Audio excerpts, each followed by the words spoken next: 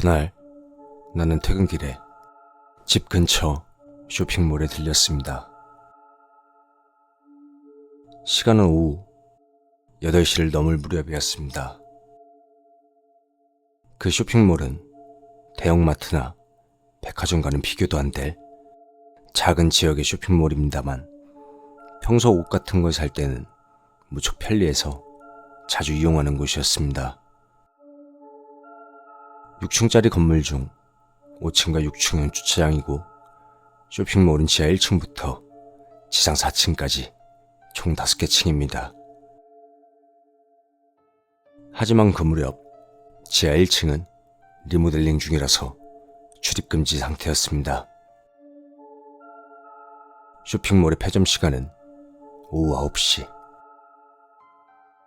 제가 도착했을 때는 이미 8시 30분가량이었기에 이미 대부분의 점포가 문을 닫은 상태였습니다. 나는 4층에서 쇼핑을 하고 서둘러 돌아가기 위해 구석진 곳에 있는 엘리베이터로 향했습니다. 엘리베이터에 타고 1층 버튼을 눌렀습니다. 그 엘리베이터는 몇 번인가 탔던 적이 있었지만 창문이 없어 갑갑한 데다가 조명마저 어둡습니다. 속도도 느리고 소음도 큰 데다가 뒤에는 쓸데없이 커다란 거울이 하나 붙어있어 탈 때마다 영 기분이 좋지 않았습니다. 엘리베이터가 움직이기 시작한 후 문득 버튼을 봤습니다.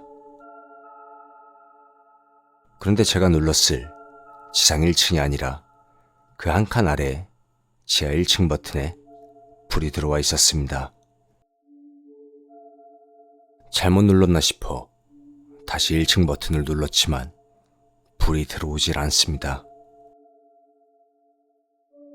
엘리베이터는 무거운 소리를 내며 계속해서 아래로 내려갑니다.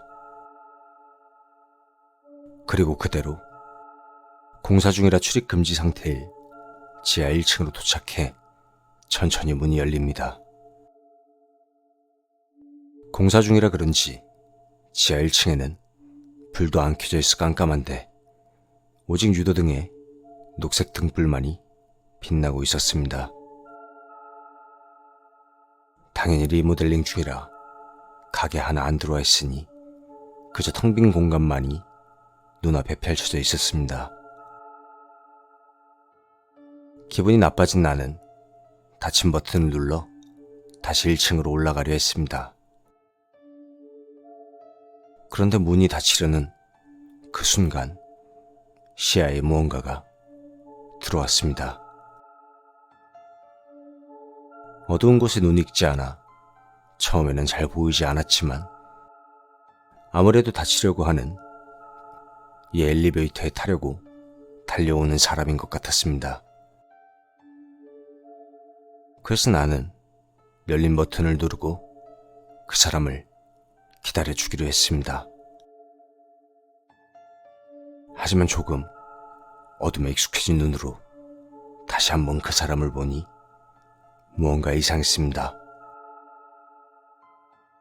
나를 향해 달려오는 그 사람의 그림자는 적어도 2m는 될 만큼 큰 키에 이상하게 머리가 작은 데다가 몹시 야위어 있었습니다. 그런 사람이 어두운 바닥을 양손을 뒤로 돌려 깍지를 낀 채 몸을 구불구불 흔들어 넘어질 것 같은 모습으로 달려오는 것이었습니다. 겁에 질린 나는 서둘러 닫힌 버튼을 빠르게 눌렀습니다. 그걸 알아차린 것인지 그것은 더욱 몸을 비틀어가며 이리로 달려왔습니다. 나는 너무나 무서워 계속해서 닫힌 버튼을 눌렀습니다. 간신히 그리고 천천히 문이 닫히기 시작하던 그때 유도등의 빛이 비쳐 그 사람의 모습이 살짝 보였습니다. 머리에는 머리카락 하나 없었고 자세히 보이진 않았지만 발 역시 맨발이었습니다. 겨우 문이 닫힌 후에도 나는 바보처럼 계속 닫힌 버튼만 그렇게 누르고 있었습니다. 하지만 1층 버튼을 누르는 것도 잠시 동안 잊고 있었기에 한동안 엘리베이터는 그대로 멈춰 있었습니다. 한참 후에야 당황한 나머지 1층 버튼을 눌렀는데 그와 동시에 엘리베이터의 문에서 쾅 하고 누군가 힘껏 친 것 같은 그런 소리가 울려 퍼졌습니다.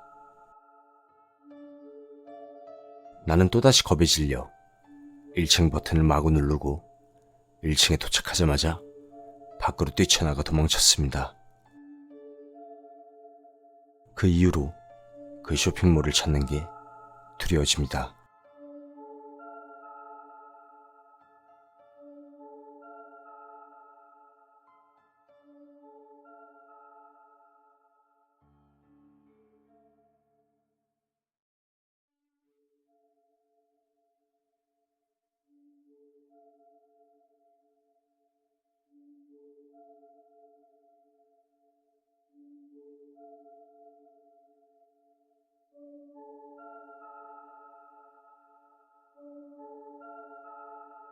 내 친구 중 옛날 사채업자 밑에서 수고많은 일을 하던 놈이 있다. 그 녀석 자체도 꽤나 양아치 기질이 있어서 처음에는 천직이라며 신나게 일을 했었다.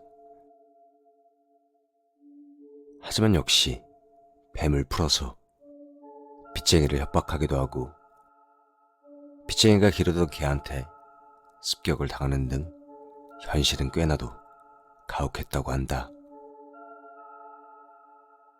하지만 그 회사 사장은 야쿠자였던 데다가 상사도 사채꾼 우시지마 같은 뭐 그런 양반이어서 차마 그만두겠다는 그런 말도 못 꺼냈다.